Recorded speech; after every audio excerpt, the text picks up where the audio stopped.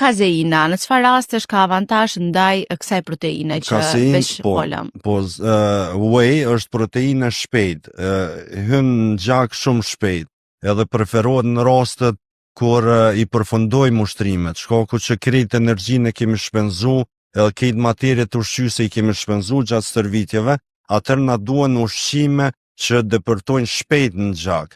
Whey e ka atë rëndësinë, ndërsa kaseina është lloj proteinës e cila tretet nga dalë, hyn në gjak nga dalë, qëndron ma gjatë duke u absorbuar, domethënë në muskoj. Kaseina përdoret vetëm para gjumit, preferohet vetëm para gjumit, shkaku që 8 orë flajmë ose 7 orë, atëherë na duhet një qëndrueshmëri e proteinës në gjak.